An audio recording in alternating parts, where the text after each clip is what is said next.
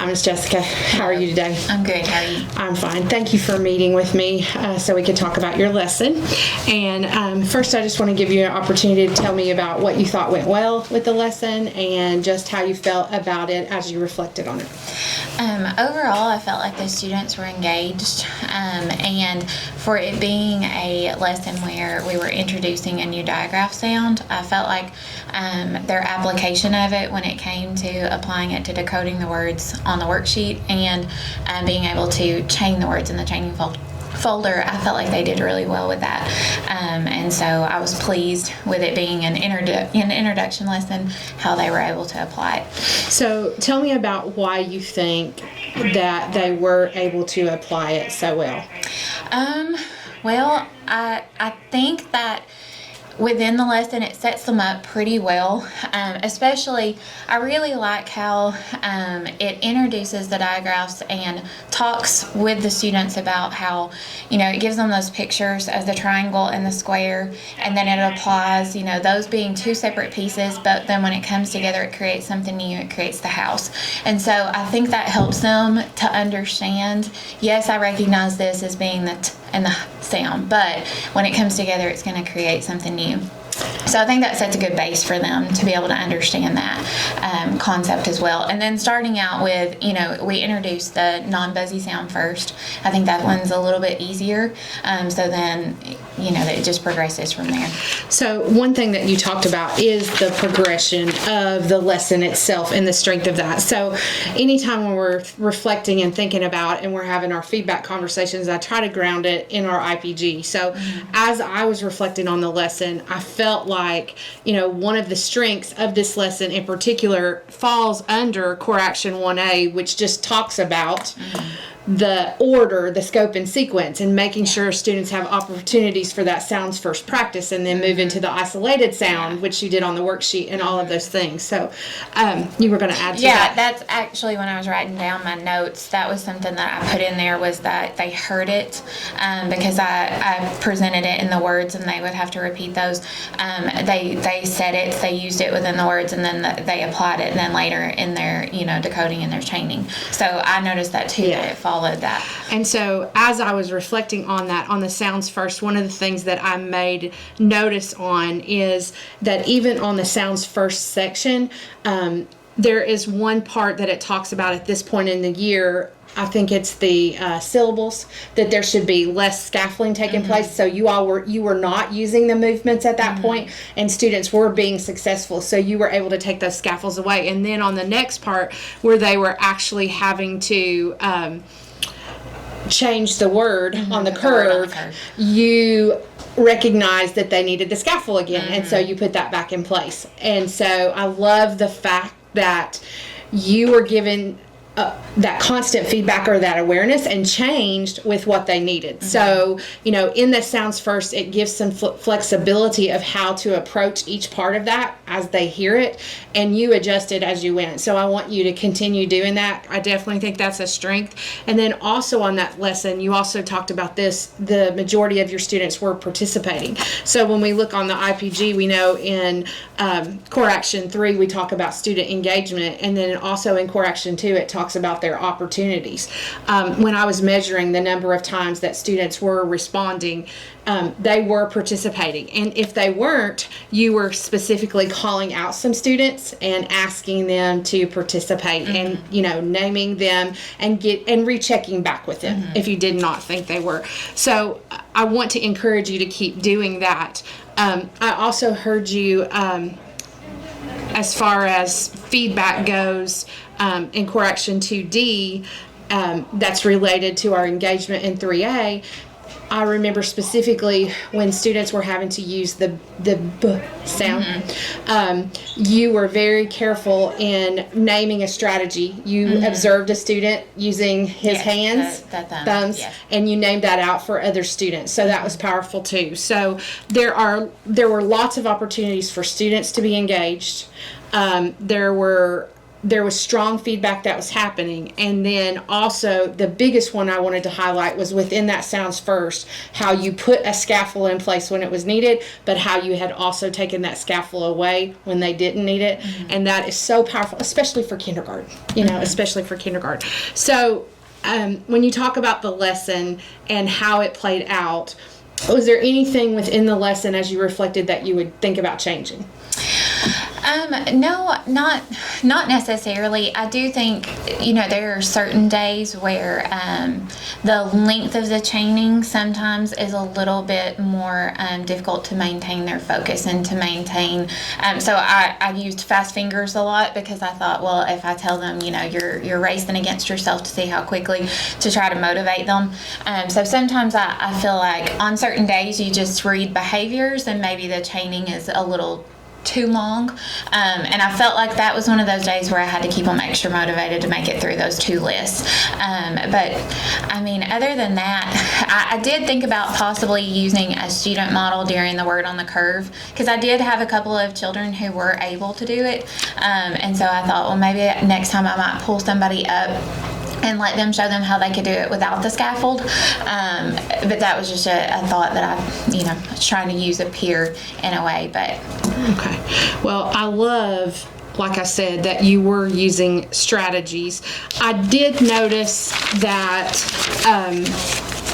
this is the unvoiced TH, right? And you did make reference to that it is in that order on purpose. Yes. So I was just curious about that, knowing that the next lesson was the voiced.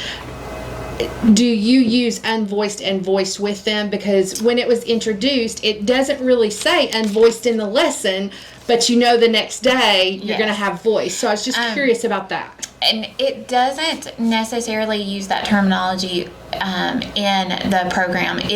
We have a lesson where after we've introduced both, we have to sort, and so it uses what's called buzzy and non-buzzy, and that's how it refers to those sounds. Okay. So that's what I use the most, but I do also talk about voiced and unvoiced, and of course it goes through all the tricks about feeling it. So the buzzy and the non-buzzy, does it come out after both of those lessons? Like, I looked ahead, but I didn't get to that point. Yes. I saw a lesson 4 lessons out that another teacher did, and they used buzzy and unbuzzy. Yes.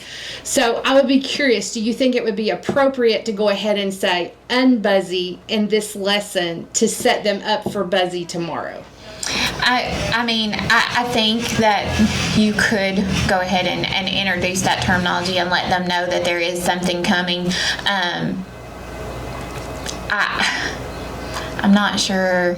I don't know. I definitely don't think it would hurt. I don't know if it would take away. Yeah, I don't. Well, think so. and I just asked that question because one of the things we always talk about is making sure that we're making connections. Yes. And so I know tomorrow in the lesson you will be connecting back to the unbuzzy one. So I was thinking, how could you set that up even more? Yeah. Because there's going to be a difference happen. So that's just something to think about, and it might be something you want to try one time and see if it takes away. It's definitely a teacher move.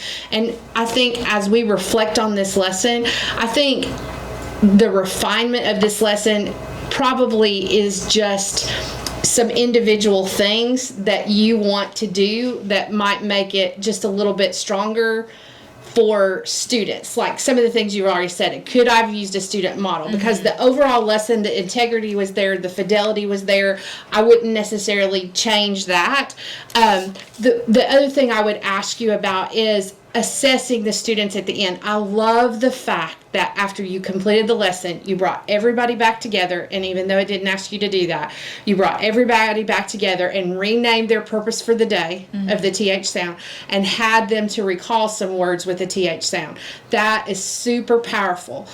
So I would ask you then at that point, how do you know who was producing that TH sound or maybe reading that TH sound or not reading that TH sound at that point? I think a lot of that comes in with, and during the video I noticed, I was constantly moving around the room. I was constantly checking in and seeing what they were doing in their chaining. And for me, I don't have to keep note. I know, that is a practice of carrying the clipboard and keeping note, but for me, I am able to, I think I've done it so long, just keep those notes in my brain. And so as I was walking around, if someone stuck out to me, and you'll notice I did have to say for some students, I can see you're confusing your digraph.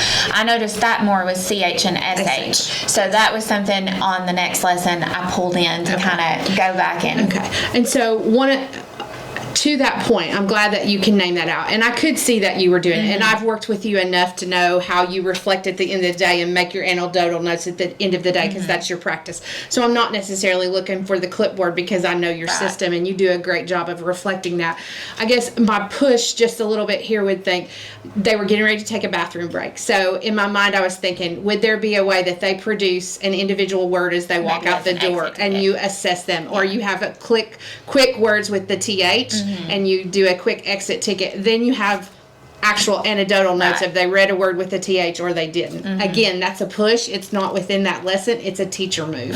So overall, as far as a refinement, there's nothing in particular because of the fidelity and the integrity. The majority of the students were participating. I felt like they were getting it. And I agree, the chaining was a little long and, you were having to really encourage them to be motivated. But I would say those are a couple places to just think about how could you assess with an exit ticket right at that very end and actually know, yes, they were able to read a TH or no, they weren't. Because as you said, sometimes what we notice in our chaining words and some of our activities of the lesson, the sound for the day isn't always repeated as many times as we want. Obviously, we know it's coming again because that's our scope and sequence. But if we could reassess that, that's good.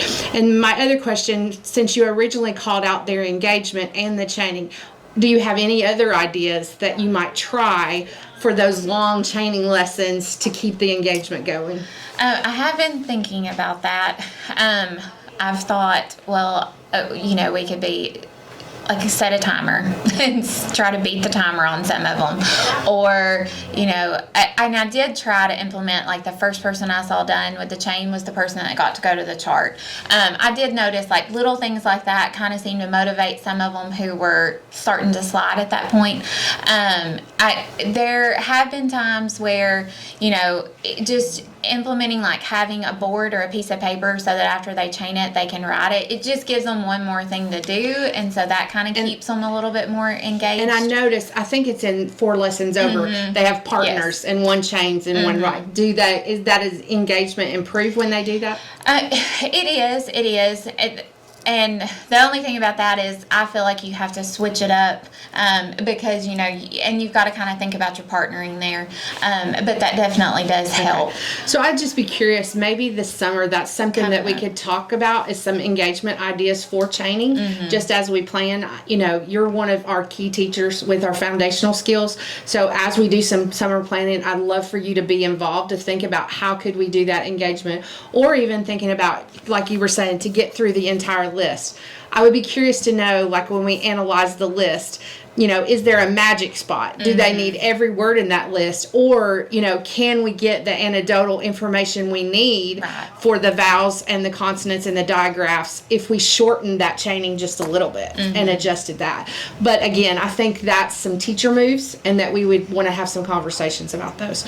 So, I always like to end to have you kind of rename some things that I'm telling you that I feel like are going really well. So you want to reflect on some of the things we talked about? Yeah, the student engagement, for sure, the majority of the students were participating.